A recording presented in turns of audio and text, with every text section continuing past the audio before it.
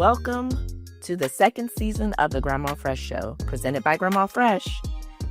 The Grandma Fresh Show is 7 minutes of wisdom, inspiration, motivation for your practical application. Again, welcome to the second season. I am your host, Shamar McFarland.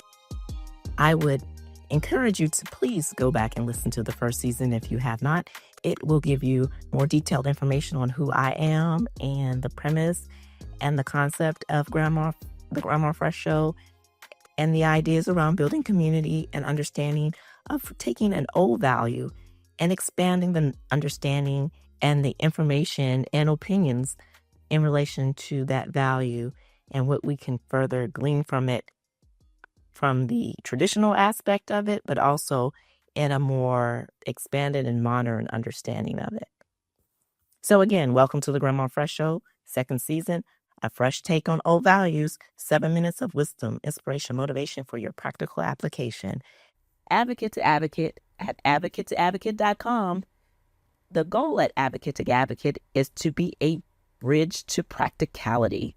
The mission of Advocate to Advocate is to bridge the divide between where you are and where you want to be through conflict resolution strategies, transformative mediation, life coaching with a spiritual focus, and corporate consulting pertaining to staff development and risk management. We offer services to individuals, couples, or partners, small groups, and corporations. Advocate to Advocate is building bridges, creating connections, and empowering growth. Again, Advocate to Advocate, a bridge to practicality. Join us to learn how to build the bridges to your success at www.advocate2advocate.com. And you can contact me at shamara@advocate2advocate.com. That's shamara@advocate2advocate.com. Or you can reach out through the website, www.advocate2advocate.com. We look forward to speaking to you. Again, be a bridge builder. This is episode 6, season 2, episode 6. I'm excited to be here with you. And the old saying is, the squeaky wheel gets the grease. The squeaky wheel gets the grease. And it means the loudest complaints get the most attention.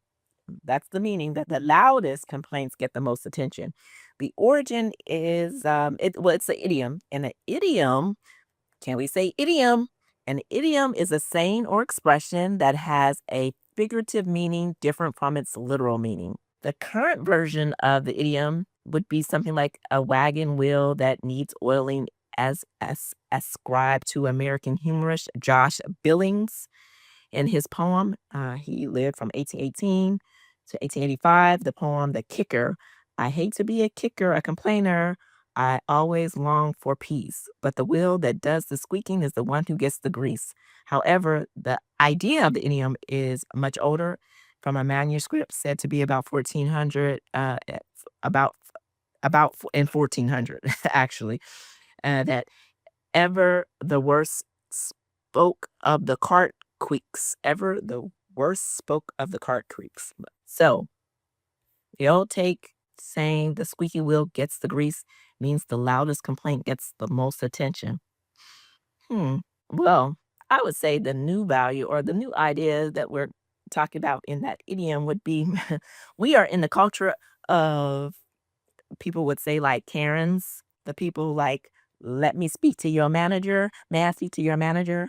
Because they don't like the service that they're getting, or they feel entitled or privileged in some way to call law enforcement on individuals, or again, to speak to the manager because they feel like they want to complain. They want their complaint to be heard at the highest level, and they want attention to that complaint to get the resolution that they seek.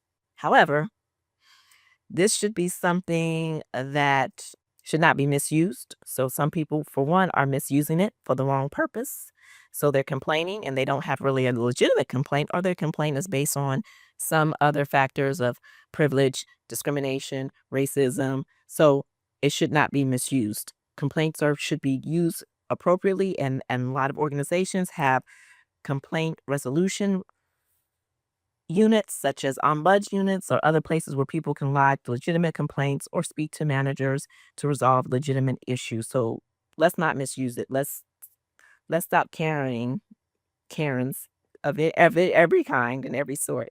Also, another additional thought as it relates to this idea of the squeaky wheel gets the grease or the oil is, do complaints really get the most attention? Do the loudest complaints get the most attention?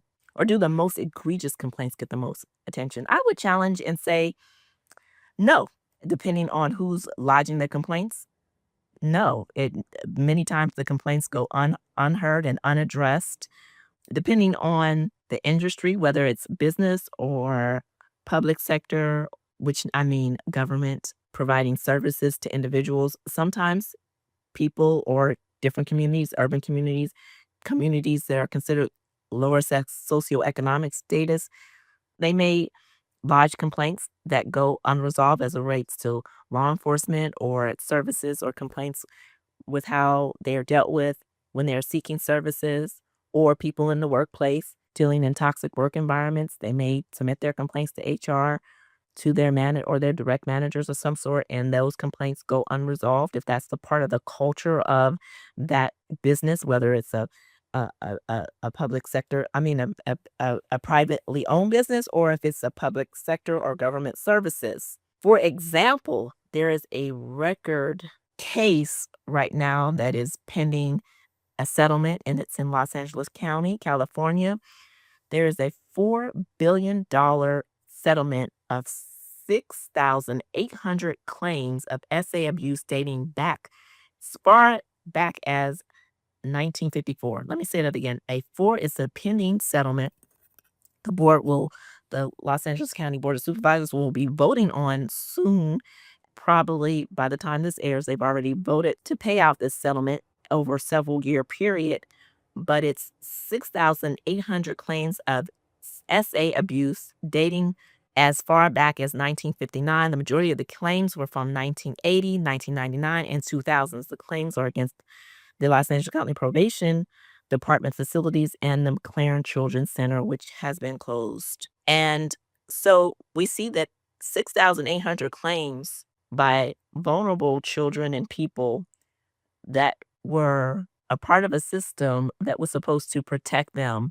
However, it's taken to up until 2025 for these plaints to be taken seriously, and for there to be a settlement. This will be a landmark settlement that has this amount of money has never been settled before in the United States, and so it's a huge deal. So if the business was to take care of the children in these probation departments and McLaren Hall Children's Center and other places like that, why did it literally take decades not to change policies and procedures, and that decade after decade after decade, children were subject to harm, and complaints that were lodged or people saw abuses, those issues obviously fell on deaf ears, or people turned their heads because these children were probably from lower socioeconomic status.